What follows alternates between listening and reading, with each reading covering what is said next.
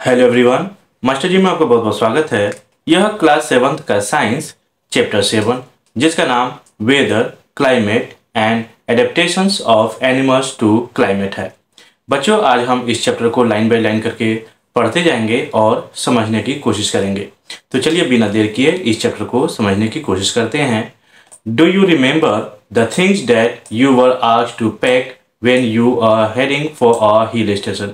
क्या आपको याद है जब आपके घर वाले या फिर कोई दोस्त यार आपको कहे हो कि हिल स्टेशन हमें घूमने चलना है, तो आपने क्या क्या पैक किया था? When the sky is cloudy, your parents insist that you carry an umbrella. जब कभी बाहर आसमान में बादल होता है और ऐसा लक्षण लगता है कि अब बारिश होने वाली है, तो आपके पेरेंट्स आपसे रिक्वेस्ट करते हैं कि आप अम्ब्रेला ले लो। Have you heard elders in your family discuss the weather before planning a family function? क्या अपने घर में अपने बड़ों से डिस्कशन करते हुए कभी सुना है कि अगर किसी तरह का कोई ओकेजन है तो वो पहले ही प्लानिंग करते हैं? You might have also heard the expert discussing the weather before the start of a game. आपने किसी गेम में यानी किसी गेम के शुरू होने से पहले ही जो उसके एक्सपर्ट होते हैं वो पहले ही उसके ऊपर डिस्कशन करते हैं कि आज का वेदर कैसा रहने वाला है और उसके बारे में फिर बात करते हैं। Have you ever wondered Y? क्या कभी आपने सोचा है ऐसा क्यों किया जाता है? यानी गेम शुरू होने से पहले या कहीं घर से बाहर जाने से पहले किस तरह से या क्यों उसके बारे में प्लानिंग की जाती है। द वेदर में have a profound affect the game. Profound means बच्चा यहाँ पे होता है काफ़ी ज़्यादा, यानी ये गेम के बीच में मान लीजिए अगर बारिश आ जाती है तो इससे काफ़ी ज़्यादा इफेक्ट हो सकता है। It has a profound effect on lives. ये हमारे जीवन पे भी काफ़ी ज़्यादा प्रभाव डालता है। Many of our daily activities are plan based on the weather predicted for the day. ये हमारे दैनिक जीवन में भी काफ़ी ज़्यादा इसके ऊपर असर पड़ता है मौसम का। हम किसी तरह का कोई ओकेजन में अगर जाने के लिए होते हैं या कुछ करने के लिए होते हैं तो हम पहले ही प्री प्लान्ड होते हैं कि हमें क्या करना है। There are daily reports of the weather on the television and radio and the newspaper. हम डेली न्यूज में या फिर रेडियो पर न्यूज़पेपर में हम डेली रिपोर्ट्स के बारे में पढ़ते हैं, वेदर के बारे में पढ़ते हैं। But do you know what this weather really is? क्या आप जानते हैं वाकई में ये वेदर होता क्या है?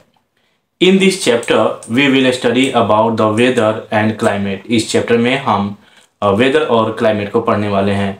We will also see how different form of life are adapted to the climate of their habitat. और इस चैप्टर में हम ये भी पढ़ेंगे कि वेदर और क्लाइमेट में क्या अंतर होता है, उसको किस तरह से बाकी जीव उसको एडोप्ट कर लेते हैं, उस क्लाइमेट में रहने के लिए खुद को किस तरह से ढाल लेते हैं। आइए यहाँ पे एक नया टॉपिक शुरू हो जाता है, इसको देखते हैं। 7.1 वेदर, यानी वेदर होता क्या है। In figure 7.1, a sample of weather reports from a newspaper is given. आपको यहाँ फिगर 7.1 में कुछ एक रिपोर्ट न्यूज़पेपर का वेदर रिपोर्ट आपको यहाँ कटिंग दिया गया है, इसके बारे में देख लेते हैं। यानी ये किसी खास दिन का दिया हुआ है। मैक्सिमम टेम्परेचर 16.1 डिग्री सेल्सियस और मिनिमम दे रखा है 2.6 डिग्री सेल्सियस। और सनसेट कब हुआ यानी सूर्यास्त कब होता है, यहाँ पे एक टाइमिंग लिखा हुआ है 5:41 PM और सनराइज यानी सूर्योदय वेडनेसडे का यहाँ दिया हुआ है 7:15 AM में। मून सेट यानी चंद्रमा के बारे में भी दे रखा है कि यह कब होता है, और यानी वो चंद्र जो है यानी चांद कब छिपता है कब निकलता है उसका टाइमिंग दिया गया है। मिस्ट फोग मीन्स कोहरा या कुहासा के बारे में दे रखा है कि मॉर्निंग के समय कैसा होगा, यानी सुबह के समय यहाँ पे पार्टली क्लाउडी दिया है, यानी स्काई जो है वो थोड़ा सा बादल से घिरा हुआ रहेगा। टेम्परेचर मिनिमम बताया है 4 डिग्री सेल्सियस और मैक्सिमम यहाँ ह्यूमिडिटी ऑन मंडे, यानी जो मैक्सिमम रहेगा यो ह्यूमिडिटी रहेगा 83% दिया है और मिनिमम यहाँ 37 डिग्री परसेंटेज में दिया हुआ है। तो ये हमने किसी पेपर का किसी खास दिन का कटिंग को हमने रिपोर्ट को पढ़ा। यहाँ बुझो देखिए क्या कहते हैं, आई wandered who prepare the report. बुझो जानना चाहते हैं कि ये रिपोर्ट जो न्यूज़पेपर में यहाँ कटिंग में है या फिर टेलीविज़न पे आता है, रेडियो पे आता है, ये सारी रिपोर्ट कौन तैयार करते हैं। The weather reports are prepared by the meteorological department of the government, यानी किसी देश के जो सरकार होती है उनके अंदर में काम करने वाले यानी मेट्रोलॉजिकल डिपार्टमेंट वाले ही इस रिपोर्ट को तैयार करते हैं। This department collects data on temperature, wind etcetera. उस डिपार्टमेंट के जो रहने वाले एम्प्लॉय होते हैं वहाँ के टेम्परेचर किसी खास जगह का और उसका विंड को देखते हुए उसके रिपोर्ट को तैयार करते हैं and makes the weather prediction, और मौसम के बारे में वो अनुमान लगाते हैं। Activity 7.1 cut out the weather reports of the last week from any newspaper. पिछले सप्ताह का जो न्यूज़पेपर में वेदर रिपोर्ट आया था उसको आपको कट कर लेना है। If you do not get a newspaper at home, borrow from your neighbours और friends and copy these reports in your notebook. अगर आपके पास न्यूज़पेपर नहीं आता है तो किसी अपने दोस्त के साथ या फिर अपने पड़ोसी से आप बोरो कर सकते हैं, मांग सकते हैं और उसमें से कटिंग ले सकते हैं। You can also collect weather reports from a library. आप चाहें तो अपने स्कूल के लाइब्रेरी से भी इसको कलेक्ट कर सकते हैं। Paste all the cut outs on a white sheet और ऑन अ चार्ट पेपर। किसी चार्ट पेपर के ऊपर या वाइट शीट पेपर के ऊपर आप उसको पेस्ट कीजिए, एक सप्ताह का जो भी रिपोर्ट्स होगा उनको। Now record the information from the weather reports collected by you in table 7.1। अब जो भी आपने एक सप्ताह का रिपोर्ट आपने कलेक्ट किया था उसके अनुसार टेबल 7.1 को देखना है और लिखना है। The first row is just a sample. First row जो यहाँ पे दिया गया है वो एक सैंपल दिया गया है, बाकी आप मंडे टू संडे तक आप यहाँ फिल कर देंगे कि उस दिन का मैक्सिमम टेम्परेचर कितना रहा, मिनिमम कितना रहा, ह्यूमिडिटी कितना रहा मिनिमम, और मैक्सिमम ह्यूमिडिटी कितना रहा, अगर बारिश हुई है तो मिलीमीटर में कितना हुआ है। अब रेनफॉल को हम कैसे लिखेंगे इसके ऑब्जर्वेशन को, तो कटिंग में दिया हुआ रहता है। Fill all the columns according to the data in the chart that you have prepared. जो भी आपने कटिंग लिया था न्यूज़पेपर से उसी के आधार पर इस चार्ट को आपको टेबल को भरना है। यहाँ देखिए दे रखा है, rainfall may not be recorded for all the day since it may not rain every day. जैसा कि आप जानते हैं कि हर दिन बरसात नहीं होती है, बारिश नहीं होती है, तो जिस जिस दिन होती है उसी दिन का आपको रिकॉर्ड मेंशन करना है। Leave the space for rainfall blank if the data is not available. अगर डाटा आपके पास बारिश के बारे में नहीं है तो उस कॉलम को आप यहाँ पे छोड़ भी सकते हैं। Rainfall is measured by an instrument called the rain gauge. बच्चों ये रेनफॉल या बारिश कितनी हुई है उसको मेजर करने के लिए एक इंस्ट्रूमेंट आता है जिसका नाम रेन गेज है। It is basically measuring a cylinder. यह एक तरह का सिलिंड्रिकल होता है। मान लीजिए इस तरह का एक सिलिंड्रिकल होता है और इसके ऊपर एक फनल लगा हुआ रहता है। इस तरह से बारिश को कलेक्ट करने के लिए बना होता है। यहाँ से आकर बारिश जो है इकट्ठा इस बर्तन में आके इकट्ठा हो जाता है और इसके ऊपर बच्चों मेंशन किया हुआ रहता है। जिस तरह से आपने सिरिंज के ऊपर देखा होगा mm में लिखा हुआ रहता है, उसका स्केल लिखा हुआ रहता है, तो इस तरह से वो मेजर किया जाता है बारिश के बारे में। Do all the 7 days have the same maximum and minimum temperature, humidity and the rainfall. क्या सातों दिन आपने जो रिपोर्ट इकट्ठा किया था सब दिन एक जैसा ही मैक्सिमम टेम्परेचर रहा, मिनिमम टेम्परेचर रहा, ह्यूमिडिटी रहा या फिर बारिश रहा? क्या सातों दिन एक जैसा ही रहा था? The maximum and the minimum temperature recorded may be the same for some of the day. हो सकता है कुछ दिनों का मैक्सिमम या मिनिमम रिपोर्ट एक जैसा हो, लेकिन however all the parameters are not the same on any 2 days। लेकिन हर तरह का जो पैरामीटर है कोई ज़रूरी नहीं है कि सेम ही हो।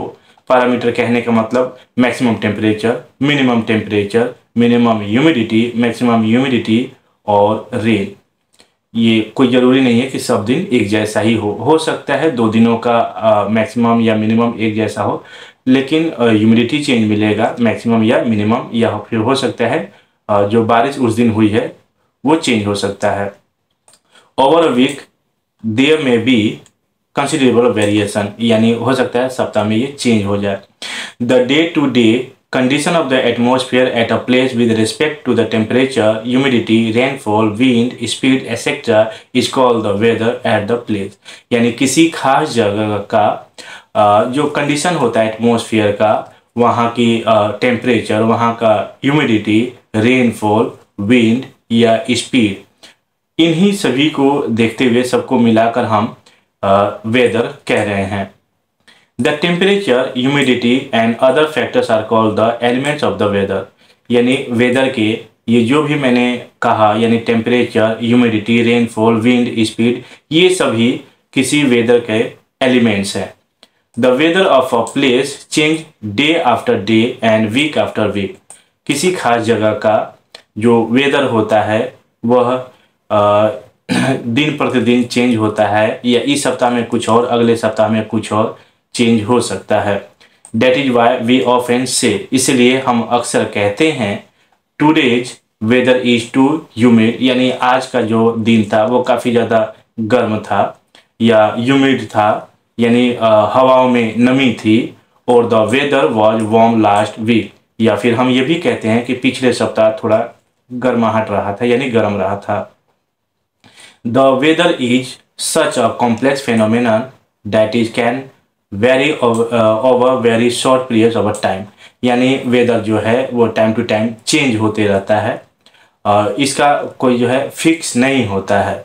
It can happen sometimes that is sunny in the morning but suddenly clouds appear from nowhere and it start raining heavily. कभी कभी तो ऐसा भी होता है कि अभी मान लीजिए अभी पूरा सनी है, यानी पूरा खिलखिलाते हुए धूप है सुबह में, और अचानक से हो सकता है बारिश होने लग जाए। और हैवी रेन में vanish in the matter of minutes and give away bright sunshine. या हो सकती है अभी काफ़ी ज़्यादा बारिश हो रहा हो और कुछ ही देर में धूप निकल आए, पूरी तरह से बारिश ख़त्म हो जाए। वैनिश का मतलब ख़त्म ही होता है। You must have had several such experience, हो सकता है इस तरह का एक्सपीरियंस आपने भी किया हो। Try to recall any such experience and share it with your friends। अपने एक्सपीरियंस को अपने दोस्तों के साथ शेयर कीजिए, और आप मुझे भी कमेंट करके अपने एक्सपीरियंस को शेयर कर सकते हैं। Since weather is such a complex phenomenon, तो जो वेदर होता है ये एक तरह का कॉम्प्लिकेटेड फेनोमेनन होता है। It is not easy to predict, यानी इसको अनुमान लगाना थोड़ा सा मुश्किल हो जाता है कि आज का मौसम कैसा रहेगा या फिर कल का कैसा रहेगा। इसीलिए कभी भी अगर आपने न्यूज़ में या फिर न्यूज़पेपर में पढ़ा होगा या सुना होगा या फिर टेलीविज़न पे देखा होगा, तो ऐसा कहा जाता है, ये नहीं कहा जाता है कि कल बारिश होगी, ऐसा कहा जाता है कि कल बारिश होने की संभावनाएं हैं। कभी भी वो 100% नहीं बताते हैं। Look at the graph given below which shows the maximum temperature recorded during 3rd August 2006 to 9 August 2006 at Shillong। नीचे के आपको टेबल में मैक्सिमम आपको टेम्परेचर देखने को मिलेगा, जो कि 3 अगस्त 2006 से लेकर 9 अगस्त 2006 के बीच में दिया गया है, शिलोंग मेघालय का। आप फिगर 7.2 में देख सकते हैं। यहाँ पे देखिए, यहाँ पे देखिए 3 अगस्त का यहाँ पे दिया हुआ है कि कितना बारिश हुआ, तो यहाँ 26 हुआ था। यहाँ पे सॉरी बारिश नहीं, टेम्परेचर यहाँ पे बताया जा रहा है, यानी 26 डिग्री सेल्सियस रहा। वहीं अगर हम 4 तारीख की बात करें तो 23.5 डिग्री सेल्सियस उस दिन रहा 4 तारीख को। अगर हम 5 तारीख को देखें, यानी 5 अगस्त को अगर हम देखें, तो इस तरह से आप अलग अलग डेज का यहाँ पे आप टेम्परेचर मैक्सिमम देख सकते हैं। ये शिलोंग के बारे में दे रखा है। As it is clear from any weather report, यानी कोई किसी भी रिपोर्ट से यह क्लियर हो जाता है कि जो वहाँ का मैक्सिमम और मिनिमम टेम्परेचर होता है वह हर दिन अलग अलग होता है। Do you know how this temperature are recorded? क्या आप जानते हैं कि इस टेम्परेचर को, यानी किसी खास जगह का मैक्सिमम और मिनिमम टेम्परेचर किस तरह से रिकॉर्ड किया जाता है या मेजर किया जाता है? In chapter 4 you have learn, आपने चैप्टर 4 में पहले से पढ़ रखा है कि there are special thermometer for this purpose called maximum and minimum thermometers. आपने चैप्टर 4 में पहले से ही पढ़ रखा है थर्मोमीटर के बारे में। और मैक्सिमम और मिनिमम थर्मोमीटर एक होता है जो हम किसी खास जगह का वेदर के बारे में रिकॉर्ड करते हैं। Can you guess when during the day we have maximum temperature and when the minimum? क्या आप बता सकते हैं कि किसी दिन का सबसे ज़्यादा टेम्परेचर कब होता है और सबसे कम कब होता है? ये समय के बारे में आपसे पूछ रहा है। यानी दिन के समय यानी 24 घंटे का ये लिया जाता है कि 24 घंटे में से सबसे ज़्यादा गर्मी कब रहा और मिनिमम कब रहा। Okay, the maximum temperature of the day occurs generally in the afternoon while the minimum temperature occurs generally in the morning. Can you now understand why in summer we feel miserable in the afternoon and the comparatively comfortable early in the morning? यानी क्या आप बता सकते हैं कि 24 घंटे में से मैक्सिमम टेम्परेचर किस टाइम रहा और मिनिमम टेम्परेचर किस टाइम रहा? तो बच्चों मिनिमम टेम्परेचर जो होता है वह अर्ली मॉर्निंग होता है और मैक्सिमम टेम्परेचर दिन के दोपहर का समय होता है। और हम ये बता सकते हैं कि इसीलिए दिन के समय गर्मी में जो दोपहर होता है, दोपहर में हम काफ़ी ज़्यादा गर्मी महसूस करते हैं और रात में थोड़ा हमें कंफर्टेबल महसूस होता है। बुझो देखिए क्या कह रहे हैं। I wonder why weather changes so frequently. Boojho जानना चाहते हैं कि वेदर जो होता है वो इस तरह से क्यों चेंज होता है। पहली जानना चाहती हैं what is the source of the weather in the first place, यानी वेदर के लिए क्या सोर्स होता है। यहाँ देखिए हम जानकारी थोड़ा सा ले लेते हैं। All changes in weather are caused by the sun, यानी सभी तरह के वेदर जो हैं वह होने का कारण जो होता है वो सन होता है, यानी सूर्य के कारण ही ऐसा घटना होता है, यानी वेदर चेंज होते हैं। The sun is a huge sphere hot gases at very high temperature, यानी सन एक बहुत बड़ा गोला है, स्फीयर है जिसमें काफ़ी ज़्यादा गर्म गैसें होती हैं, गैसों से मिलकर वो बना होता है, इसलिए वहाँ का जो टेम्परेचर होता है वो काफ़ी ज़्यादा हाई होता है। The distance of the sun from us is very large, हमसे सूर्य काफ़ी दूरी पे है। Even then the energy sent out by the sun is so huge that is the source of all heat and light on the earth. हमसे काफ़ी ज़्यादा दूरी होने के कारण ये जो सूर्य है इसके बावजूद भी हमारे धरती तक बहुत ज़्यादा धूप आता है और हीट होता है। So the sun is primary source of energy that causes changes in the weather. तो मौसम बदलने के पीछे जो अगर किसी का अगर मान लीजिए कोई अगर जिम्मेवार है तो वह सन है, और सन जो है प्राइमरी सोर्स ऑफ एनर्जी है। The energy observed and reflected by the earth surface, surface जो यानी अर्थ का जो सरफेस होता है वो सन के एनर्जी को ऑब्जर्व करता है, और सरफेस के साथ साथ जो धरती पे ओशियन है और ये क्या करता है, ये भी ऑब्जर्व करता है। And the atmosphere play important roles in determining the weather at any place, और यही कारण है कि धरती पे किसी जगह पे ये मौसम चेंज होते रहता है। If you live near the sea, अगर आप समुद्र के किनारे रहते हैं, you would have realise that, आपको ये रियलाइज हुआ होगा, क्या हुआ होगा, weather at your place is different from that of a place in a desert और नियर अ माउंटेन। यानी अगर आप समुद्र के किनारे रह रहे हैं तो आपका जो वेदर होगा वो किसी दूसरे जगह से यानी माउंटेन जगह से या फिर डिजर्ट जगह से आपका जो वेदर है वो चेंज रहेगा। आगे पढ़ते हैं बच्चों, आगे क्या दे रखा है। What about the times of sunrise and sunset? क्या आप बता सकते हैं कि सनराइज होने का क्या टाइम होता है, सनसेट होने का क्या टाइम होता है। You know that in winters it becomes dark early and you do not get much time to play. आप जानते हैं कि ठंडी के दिनों में जो दिन होता है वो काफ़ी कम होता है, जो कि आपको खेलने के लिए भी समय नहीं मिल पाता है। Are the days shorter in winter than in summer, यानी गर्मी के मुकाबले जो सर्दी का दिन होता है वो छोटा होता है। Try to find it yourself by completing the project given at the end of the chapter. इस क्वेश्चन का आंसर जैसे ये चैप्टर खत्म होगा तो आप एक प्रोजेक्ट बनाने की कोशिश कीजिएगा। यहाँ देख लेते हैं टेबल 7.2 क्लाइमेट, यानी यहाँ एक नया टॉपिक आता है, इसके बारे में पढ़ते हैं। Meteorologist record the weather every day, यानी हर दिन का जो वेदर का रिकॉर्ड होता है वो मेट्रोलॉजिस्ट लोग बनाते हैं, रिकॉर्ड करते हैं। The records of the weather have been preserve for the past several decades, यानी ये कई सालों निकाला हुआ रहता है या फिर निकाल के रखा जाता है, ये कहीं स्टोर कर लिया जाता है। These help us to determine the weather pattern at a place, और इसी की वजह से हम वहाँ का कई सालों का वेदर हम इकट्ठा रखते हैं और उसको स्टोर करके रखते हैं। The average weather pattern taken over a long time से 25 years is called the climate of the place. बच्चों, अगर आपसे कुछ कोई पूछे व्हाट इज क्लाइमेट, तो आप ये डेफिनेशन दे सकते हैं यहाँ से कि क्लाइमेट होता क्या है। यानी क्लाइमेट जो है ये कई सालों का एक एवरेज निकाल कर, अगर हम कहें तो 25 सालों तक का एवरेज निकाल कर हम वहाँ का बताते हैं कि वहाँ का क्लाइमेट ठंडा है, गर्म है या फिर किस तरह का है।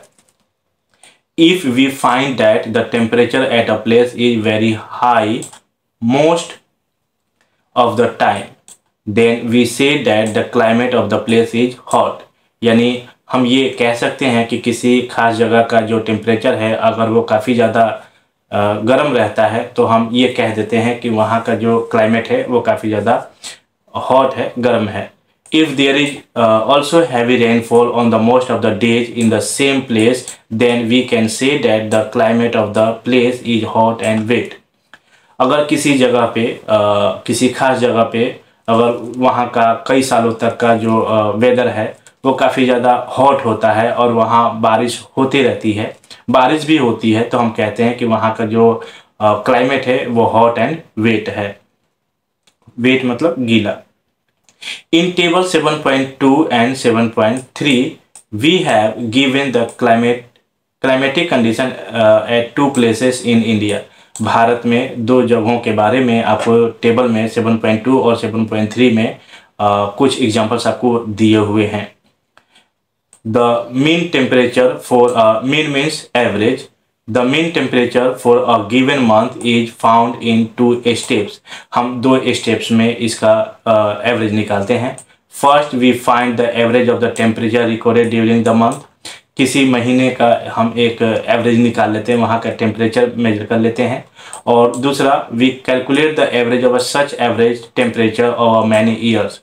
पहले तो एक महीने का निकाल कर और फिर वहाँ का कई सालों का निकाल कर उन दोनों का फिर एवरेज हम निकाल लेते हैं, और इस तरह से हम बता पाते हैं कि किसी जगह का किस तरह का क्लाइमेट होता है। That gives the mean temperature। The two places are Srinagar in Jammu and Kashmir and Thiruvananthapuram in Kerala। तो बच्चों यहाँ पे दो राज्यों के बारे में आपको यहाँ क्लाइमेट दे रखा है। अगर जनवरी की हम बात करें जम्मू एंड कश्मीर की, तो यहाँ दिल्ली का जो मिनिमम है वह -2.3 डिग्री सेल्सियस है और मैक्सिमम 4.7 डिग्री सेल्सियस है। और रेनफॉल की अगर बात करें हम तो 57 mm है, यानी मिलीमीटर है। वहीं अगर हम केरला की बात करें, तिरुवनंतपुरम की बात करें, तो ये जनवरी में मिनिमम टेम्परेचर 22.2 डिग्री सेल्सियस है और मैक्सिमम की अगर बात करें तो 31.5 डिग्री सेल्सियस, और रेनफॉल की अगर बात करें तो 23 है। तो इस तरह से अलग अलग दो राज्यों का आपको पूरे साल का एवरेज निकाल कर दिया गया है। The number for the mean total rainfall have been rounded off. आगे देखते हैं बच्चों, आगे क्या दिया हुआ है।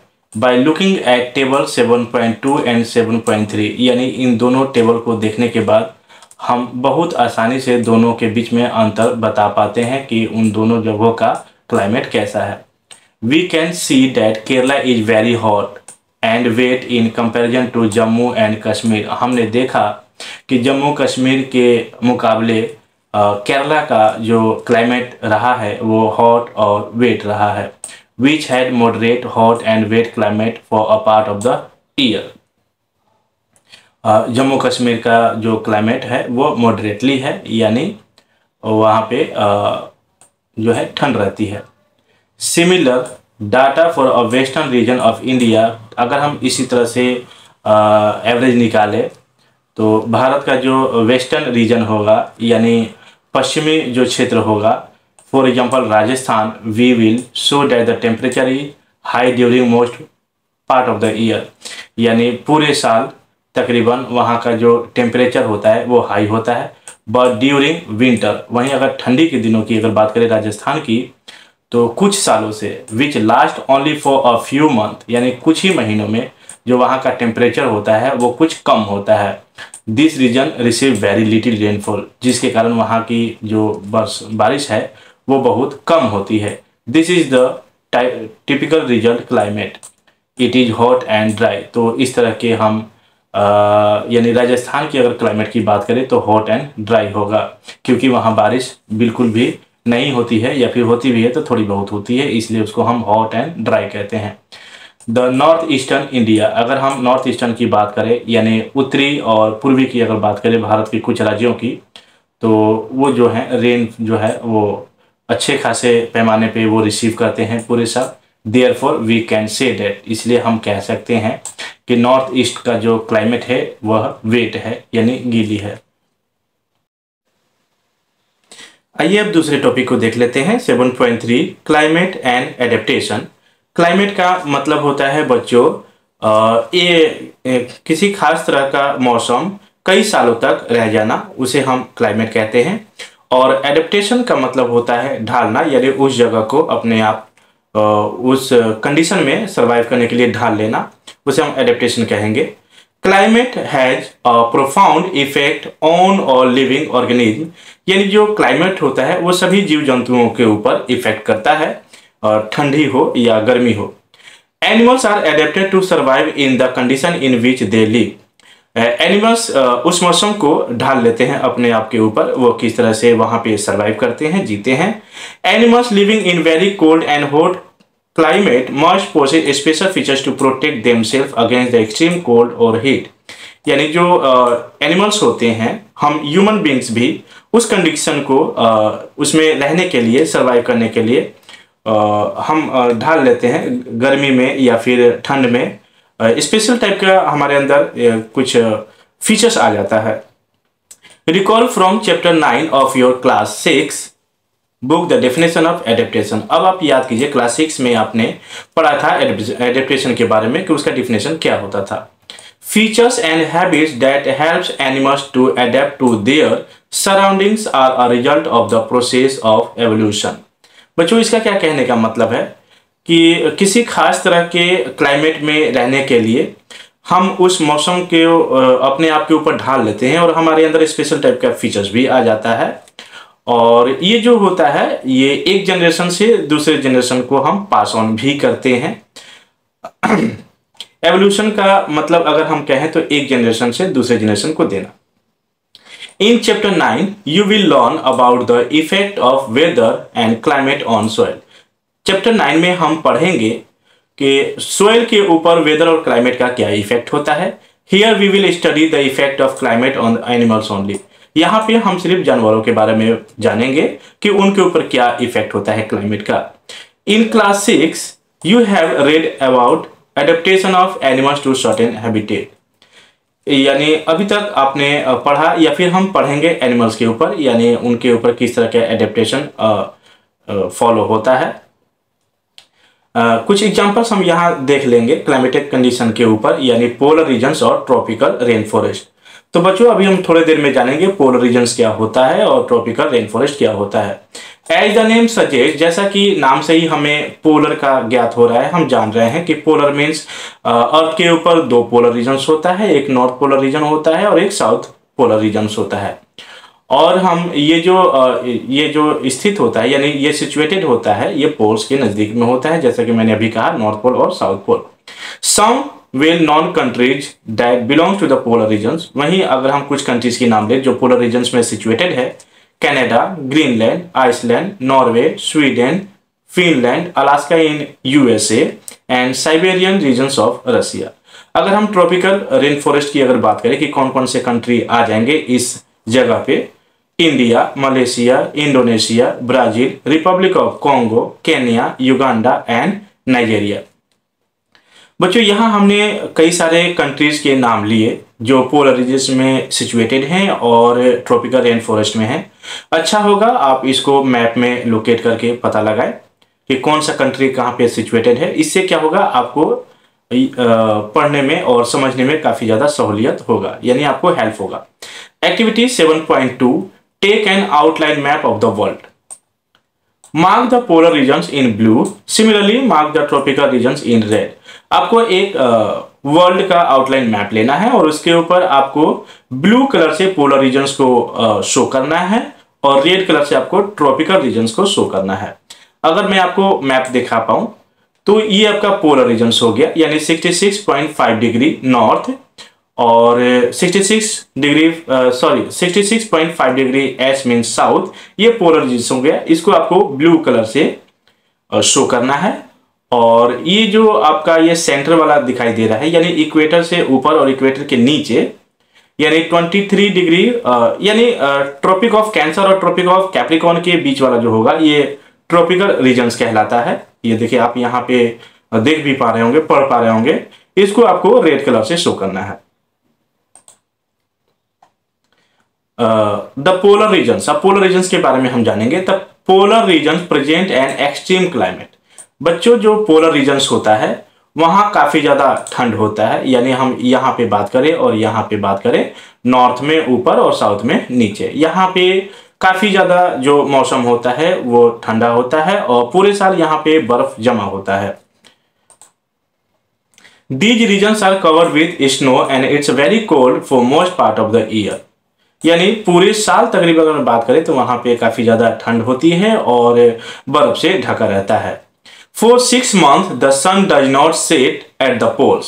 यानी तकरीबन वहां 6 महीने दिन होता है, 6 महीने रात होता है। इन विंटर्स, अगर ठंडियों की बात करें वहां पोलर रीजन्स में, the temperature can be as low as -37 degree Celsius. ठंडी में वहां का टेम्परेचर -30 डिग्री सेल्सियस तक चला जाता है। Animals living there have adapted to this condition. वहां के जो एनिमल्स होते हैं वो अपने आप को उस रूप में सर्वाइव करने के लिए ढाल लेते हैं। Let us see how they are adapted by considering the examples of polar bears and penguins। वहीं कुछ जानवरों का हम नाम यहाँ पे पढ़ेंगे उनके बारे में कि उस तरह के हार्श कंडीशन में किस तरह से वो खुद को सर्वाइव कर पाते हैं। Polar bears have white fur so that they are not easily visible the snow white background। Polar bear की अगर हम बात करें, भालू होता है व्हाइट कलर का जो पोल के पास रहता है, उनका जो स्किन होता है, स्किन के ऊपर जो बाल होता है, फर होता है, वो व्हाइट कलर का होता है, जिसके कारण बर्फ में जब वो रहते हैं तो अपने आप को हाइड भी कर पाते हैं। It protects them from their predator. यानी वो अपने आप को शिकारी से खुद को बचा पाते हैं और अपने शिकार को वो इजीली कैच भी कर पाते हैं। वो किस तरह से करते हैं, तो जो उनका स्किन होता है, फर होता है व्हाइट कलर के, और बैकग्राउंड में अगर उनका स्नो बात करें यानी बर्फ, तो उन खुद को वो काफी हद तक छिपा पाते हैं उनसे भी, यानी शिकारी से भी और शिकार से भी। To protect them from extreme cold they have 2 thick layers of fur.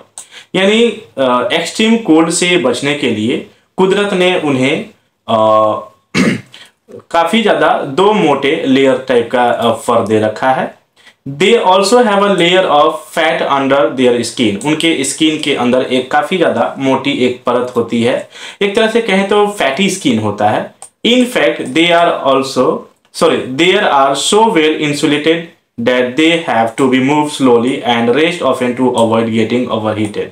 यानी वो काफी धीरे धीरे चलते हैं ताकि वो ज्यादा हीट ना हो।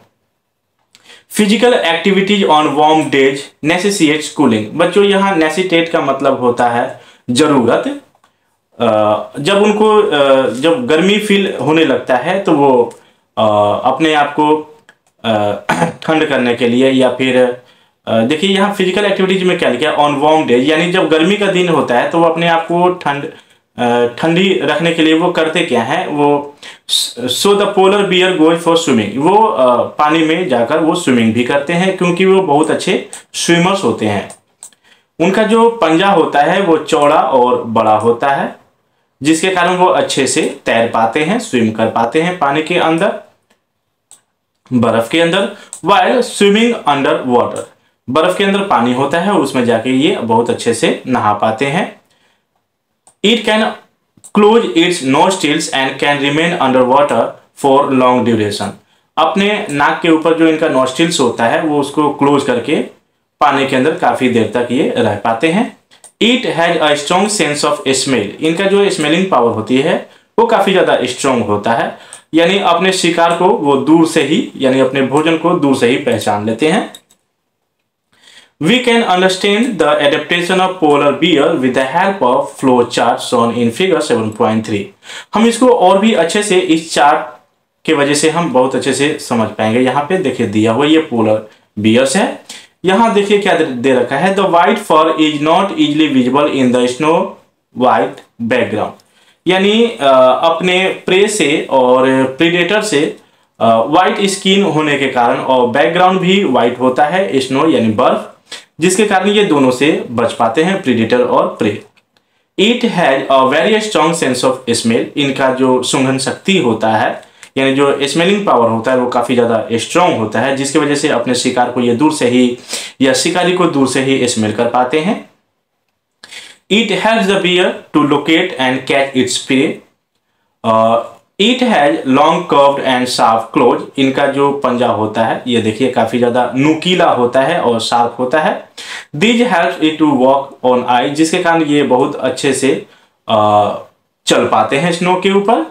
It has a layer of fat under its skin, इनके स्किन के अंदर एक फैटी लेयर होता है, जिसके कारण ये काफी ज्यादा हार्श कंडीशन से ये खुद को बचा पाते हैं, ठंड से बचा पाते हैं। The fat insulates its body from cold and keeps it warm, जिसके कारण ये खुद को गर्म रख पाते हैं। These keep it warm in cold weather, ये ठंडी के मौसम में ठंड से बच पाते हैं। It has two thick layer of fur, its predator and prey are unable to, देखिए ये सभी हम पढ़ चुके हैं पहले ही। आइए अब आगे पढ़ते हैं।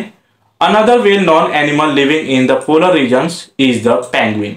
अगर दूसरे जानवर की हम बात करें जो इस तरह की कंडीशन में यानी पोलर रीजन्स में पाए जाते हैं और खुद को सर्वाइव कर पाते हैं, वो होते हैं पेंगुइन। आप 7.4 फिगर में देख पा रहे होंगे यहाँ पे। इट इज ऑल्सो वाइट, ये भी पोलर बियर की तरह ही वाइट होते हैं और मर्ज होते हैं with the white background. White background होने के कारण ये भी खुद को अपने प्रे से और प्रीडेटर से बचा पाते हैं। It also has a thick skin and lot of fat to protect it from cold, यानी पोलर बियर की तरह ही इनका भी जो स्किन होता है काफी ज्यादा मोटा होता है और इनके स्किन के अंदर फैटी होता है, जिसके कारण ये ठंड से खुद को बचा पाते हैं। You may have seen pictures of penguins huddled together, आपने पेंगुइन्स का कई बार पिक्चर देखा होगा। बच्चों यहाँ पे हडल का मतलब होता है भीड़ भाड़, यानी ये भीड़ों में ही रहते हैं एक दूसरे के साथ। This they do keep warm, जिसके कारण ये खुद को गर्म रख पाते हैं। अगर ठंड के मौसम में आपने भी एक्सपीरियंस किया हो कि एक ही रूम में ढेर सारे लोग आए हों तो आपको थोड़ा कम ठंड फील होता होगा या फिर गर्मी फील होता होगा। Recall how warm you feel when you are in hall of full of people. देखा यहाँ पे क्या लिखा है कि एक ही हॉल में अगर ढेर सारे लोग हों तो आपको कभी इस तरह का एक्सपीरियंस मिला हो कि ना मिला हो, आप हमें कमेंट करके बताइए। आगे पढ़ते हैं बच्चों, आगे क्या दिया हुआ है। लाइक पोलर बियर, यानी पोलर बियर की तरह ही पेंगुइन जो होते हैं ये भी बहुत अच्छे स्विमर्स होते हैं।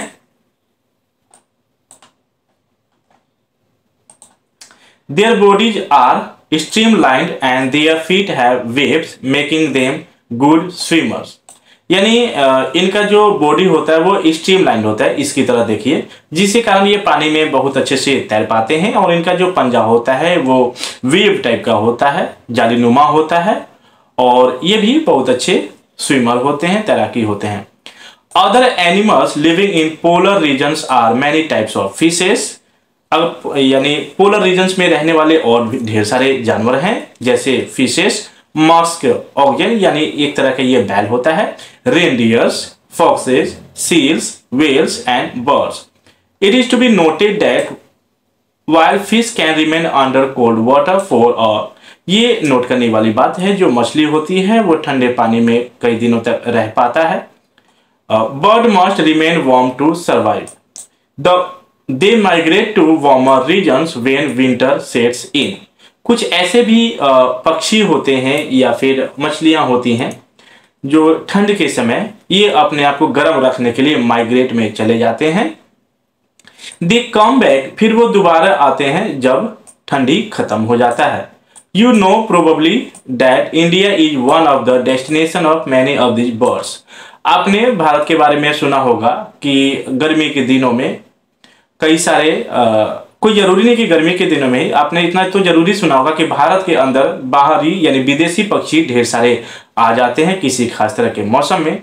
You must have seen or heard about the Siberian crane that comes from Siberia to places like Bharatpur in Rajasthan and Sultanpur in Haryana. आपने ये सुना होगा या फिर कहीं देखा होगा साइबेरियन क्रेन को, जो कि साइबेरिया से ये उड़कर भारत के अंदर भरतपुर राजस्थान में और सुल्तानपुर हरियाणा में आते हैं। And some wetland of north east and some other parts of India. आपने कई बार ये सुना भी होगा कि बाहरी पक्षी आते हैं। आप यहाँ पे ये यहाँ साइबेरियन पक्षी को देख पा रहे होंगे। देखिए यहाँ लिखा हुआ है migratory birds in their habitat, migratory birds in flight. ये देखिए आप देख पा रहे होंगे पिक्चर में। पहले देखिए यहाँ पूछना चाहती हैं do fishes and butterflies also migrate like birds. यानी एक जगह, देखिए माइग्रेट का मतलब अगर हम एग्जैक्टली बात करें तो एक जगह से दूसरी जगह चले जाना ही होता है। तो पहले जानना चाहती हैं कि क्या मछलियां भी बर्ड्स की तरह, मछलियां या फिर जो बटरफ्लाइज होते हैं ये दोनों भी बर्ड्स की तरह क्या माइग्रेट करते हैं, एक जगह से दूसरी जगह जाते हैं। डिड यू नो बच्चों, हम पढ़ लेते हैं साइबेरियन पक्षी के बारे में, यहाँ दिया हुआ है बर्ड्स के बारे में। Some migratory birds travel as much as 15,000 kilometres to escape the extreme climatic condition at home. यानी अपने घरों से वहां का क्लाइमेट काफी ज्यादा हर्ष होने के कारण वह 15,000 किलोमीटर चल के दूसरे जगह पे जाते हैं। Generally they fly high where the wind flow is helpful. ये तकरीबन काफी ज्यादा ऊंची आकाश में उड़ते हैं जिनको हवाओं के साथ इनको बल मिलता है, मदद मिलता है। और the cold condition allow them to disperse the heat generated by their flight muscles. और ऊपर का जो मौसम ठंड होता है जिनके कारण इनका जो फ्लाइट मसल्स होता है उसको ये कहने का मतलब ये जनरेट करता है, यानी कंडीशन को अलाउ करता है। But how this birds travel to the same place year after year still a mystery. लेकिन ये हर साल उस जगह से आकर किसी खास जगह पे ही जाते हैं ये, और दूसरी जगह क्यों नहीं जाते हैं, ये अभी तक क्या मिस्ट्री है, क्या रहस्य है इसके पीछे। इट सीम्स दैट, ऐसा लगता है, these birds have a built in sense of direction. ऐसा लगता है कि इनके अंदर बाय नेचुरली ही एक डायरेक्शन के लिए इनके अंदर एक सेंस होता है। And know in which direction to travel, जिनके कारण इनको पता चलता है कि हमें किस डायरेक्शन में जाना है। Some birds probably use landmarks to guide them. कुछ पक्षी ऐसे भी होते हैं जो लैंडमार्क की तरह ही गाइड करते हैं। Many birds may be guided by the sun during the day. उन्हीं में से कुछ पक्षी ऐसे भी होते हैं जो सन के डायरेक्शन में वो चलते हैं, और दिन के समय वो सन के तरफ से, और रातों में वो स्टार का जो चाल होता है यानी जो तारे का चाल होता है उससे ये अपने डायरेक्शन को फॉलो करते हैं। देयर इज सम एविडेंस, कुछ ऐसे हमें सबूत भी मिले हैं। Birds may use the magnetic field of the earth to be find direction. यानी कुछ ऐसे भी पक्षी हैं जो अर्थ के मैग्नेटिक फील्ड को समझते हैं डायरेक्शन पता करने में। And it is not only birds, ये सिर्फ बर्ड्स के लिए ही अप्लाई नहीं होता है, बल्कि कुछ ऐसे भी मैमल्स हैं जो माइग्रेट करते हैं। Many types of fish and insect are also known to migrate seasonally in search of more hospitable climate. पक्षी के अलावा हम फिश को भी कहें या फिर कुछ ऐसे इंसेक्ट भी है जो अपने आप को माइग्रेट करते हैं सीजनली में, जब उनको उनके अनुसार जब क्लाइमेट आता है तो वो फिर माइग्रेट आउट होते हैं। नेक्स्ट टॉपिक आता है बच्चों यहाँ पे द ट्रॉपिकल रेन फॉरेस्ट। इसको आप याद रखेंगे, जैसे ही हम ट्रॉपिकल रेन फॉरेस्ट अगर हम पढ़ें तो हमें ये चीज याद आना चाहिए, इक्वेटर के ऊपर और इक्वेटर के नीचे। यानी ट्रॉपिक ऑफ कैंसर और ट्रॉपिक ऑफ कैप्रिकॉर्न के बीच वाला जो भी होगा एरिया, इसे हम ट्रॉपिकल एरियाज कहेंगे। The tropical region has generally a hot climate.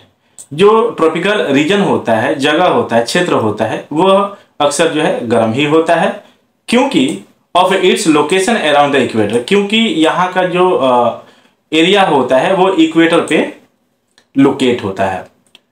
अब बच्चों यहाँ पे इक्वेटर के कारण यहाँ पे गर्मी सबसे ज्यादा क्यों होता है? क्योंकि जो सन का यानी जो सन रे आता है वो यहाँ पे डायरेक्ट आता है, जिसके कारण यहाँ पे सबसे ज्यादा गर्मी होता है। अगर तो फिर यहाँ पे नॉर्थ पोल और साउथ पोल पे पूरे साल बर्फ क्यों होता है? क्योंकि यहाँ पे जो सन रे है वो सलांटी जाता है यहाँ पे, ठीक है, जिसके कारण यहाँ पे पूरे साल बर्फ होता है। Even the coldest month of temperature is generally higher than about 15 degree Celsius. यही इसका क्या कहने का मतलब बच्चों, even the coldest month that temperature is generally higher than about 15 degree Celsius. यहाँ का जो ठंड होता है वो ज़्यादा नहीं होता है, तकरीबन 50 डिग्री सेल्सियस तक ही रह पाता है। और वहीं अगर गर्मी के दिनों की अगर बात करें तो वहाँ का टेम्परेचर 40 डिग्री क्रॉस करता है। रात में अगर बात करें, day and night are almost equal in length throughout the year, यानी पूरे साल दिन और रात का जो वहाँ का टेम्परेचर होता है तकरीबन एक जैसा ही होता है, या फिर समय की भी बात करें तो इक्वल ही होता है। These regions get plenty of rainfall. तो ट्रॉपिकल रेन फॉरेस्ट में ज़्यादातर वहाँ बारिश होती है, बहुत ज़्यादा बारिश होता है। An important features of this region is the tropical rainforest। वहाँ का अगर कुछ इंपॉर्टेंट फीचर्स कहें, खासियत कहें, तो वहाँ का जो एरिया है वो काफी ज्यादा वहाँ रेन फॉरेस्ट है। Tropical rain forest are found in western Ghats and Assam in India. India की बात करें तो वेस्टर्न घाट आपको असम में मिलेगा, south Asia, central America and central Africa. Because of continuous warmth and rain, वहाँ लगातार गर्मी रहता है और फिर बारिश होता है। This region support wide variety of plants and animal, जिसके कारण पूरे साल बारिश यानी मैक्सिमम टाइम बारिश होता है, जिसके कारण वहाँ का जो प्लांट है वो कई वैरायटियों में मिलता है, एनिमल्स कई तरह के होते हैं। The major types of animal living in the rain forest are. Tropical rain forest में रहने वाले जानवरों की अगर हम कुछ एग्जांपल्स के रूप में बात करें तो monkeys, apes, gorillas, tigers, elephant, leopard, lizards, snakes, birds and insect. Let us read about the adaptation of these animals to a hot humid climate। आइए हम वैसे एडेप्टेशन के बारे में बात करें, वैसे जानवरों के बारे में बात करें जो ह्यूमिड क्लाइमेट में अपने आप को ढाल लेते हैं सर्वाइव करने के लिए। ये दोनों कंडीशन में, हॉट और ह्यूमिड क्लाइमेट। ह्यूमिड का मतलब बच्चों होता है नमी, okay. The climatic condition in rainforest are highly suitable for supporting an enormous number and variety of animals। जिसके कारण कई तरह के वहाँ जानवर को रहने के लिए वहाँ का क्लाइमेट सपोर्ट करता है। Since the numbers are large, there is intense competition for food and shelter। कई सारे जानवर होने के कारण, वहाँ जीव जंतु होने के कारण उन्हें एक दूसरे के साथ कंपटीशन करना होता है रहने के लिए और खाने के लिए। Many animals are adapted to living on the trees। कुछ ऐसे जानवर होते हैं जो अपने आप को पेड़ पे रखते हैं। Red-eyed frog has developed sticky pads on its feet to help it climb trees on which it lives। आपने शायद कभी सुन रखा हो कि जो मेंढक होता है वो पेड़ पे चढ़ता है, लेकिन ट्रॉपिकल रेन फॉरेस्ट में वहाँ के जो मेंढक होते हैं उनकी आंखें जो होती है वो रेड आइड होती है और इनके पंजे में कुछ चिपचिपा टाइप का पदार्थ होता है, जिनके कारण ये बहुत आसानी से पेड़ों पे चढ़ पाते हैं। To help them live on trees, monkeys have long tails for grasping branches. कुछ मंकीज होते हैं जिनके लंबे पूंछ होते हैं, जिसके कारण वो ब्रांच को पकड़ के रखते हैं ताकि वो गिर ना जाए, और उनका हाथ और जो पांव होता है वो आसानी से उन ब्रांचों को पकड़ पाता है। आप यहाँ पे देख पा रहे होंगे, इस मंकीज को देख पा रहे होंगे और ये रेड आइड फ्रॉग को देख पा रहे होंगे। As there is competition for food, some animals are adapted to get food not easily reachable। कुछ ऐसे जानवर हैं जो अपने भोजन के लिए उनको काफी ज्यादा उनको कंपटीशन करना पड़ता है। The sticking examples is that the bird token, इसी तरह का एक बर्ड है जिसका नाम टोकन है, which possess a long large beak. These have to token to reach the fruit on branches which are otherwise too weak to support its weight. बच्चों ये टोकन एक जो पक्षी है इनका काफ़ी ज़्यादा वेट होता है, और इनका फीचर्स की बात करें तो इसका जो चोंच होता है वो काफ़ी ज़्यादा लंबा होता है, इसलिए एक ही टहनी पे बैठे बैठे ये अपने फ्रूट्स को चोंच बड़ा होने के कारण खा पाते हैं, क्योंकि ये हर टहनी पे जाके नहीं बैठ पाते हैं, क्योंकि इनका वेट ज़्यादा होता है। अगर बैठने की कोशिश करें तो वो टहनी टूटने का चांसेस बढ़ जाता है। Many tropical animals have sensitive hearing, sharp eyesight, thick skin, skin color which help them to camouflage by blending with the surrounding. बच्चों ये camouflage by blending का मतलब क्या होता है, यहाँ देख लेते हैं पढ़ने के बाद। कुछ ऐसे ट्रॉपिकल एनिमल्स होते हैं जिनका जो सेंस होता है सुनने का, देखने का, और उनका स्किन काफ़ी ज़्यादा मोटा होता है। उनके कलर जो है, उनके कलर का अपने आसपास के चीज़ों को वो समझते हैं और अपने प्रे को वो पकड़ते हैं। This is to protect them from predator, जिसके कारण वो अपने शिकारी से बच पाते हैं। For example big cats, that is lion and tigers, have thick skin and sensitive hearing.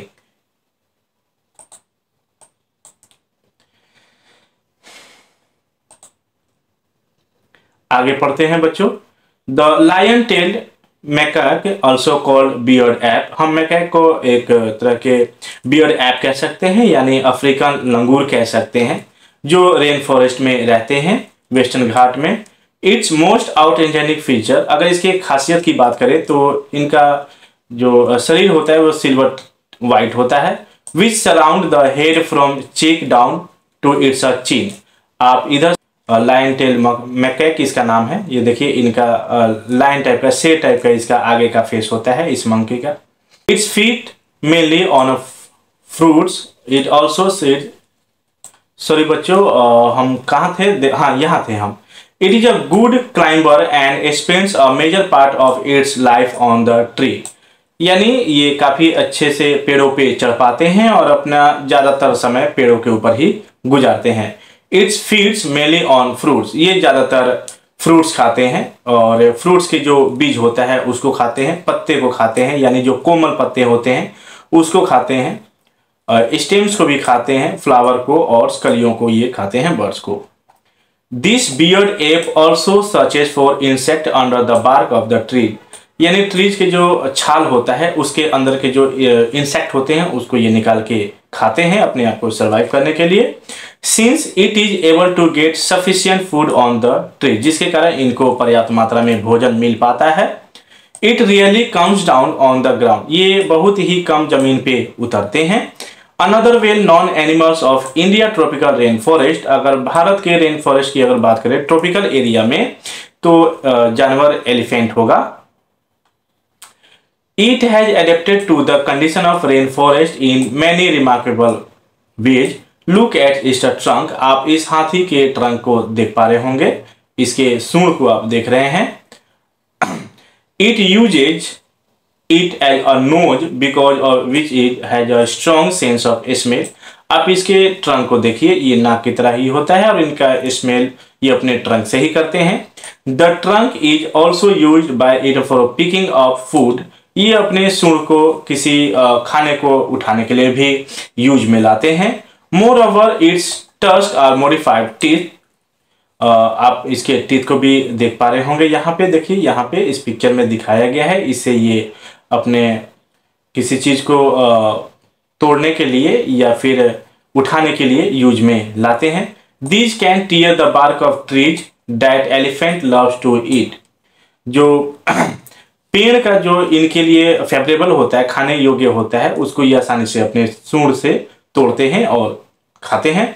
So the elephant is able to handle the competition for food rather well, जिसके कारण इनको ज्यादा मशक्कत नहीं करना पड़ता है अपने भोजन को लेने के लिए। Large year of the elephant help, इनके जो कान होते हैं काफी बड़े बड़े, ये इनको हेल्प करता है सुनने के लिए। They also have the elephant to keep cool in hot, जिसके कारण ये आसानी से अपने आप को गर्मी के दिनों में ठंडा भी रखते हैं। और humid climate of the rain forest. Okay, तो बच्चों इस तरह से ये चैप्टर आज कंप्लीट होता है। मैं कोशिश करूंगा कि नेक्स्ट वीडियो में आपको इस चैप्टर से रिलेटेड क्वेश्चन आंसर जो भी होंगे और सॉल्यूशन एक्सरसाइज वो आपको मैं प्रोवाइड कर दूं। तो बच्चों मिलते हैं अगली वीडियो में, तब तक के लिए नमस्कार।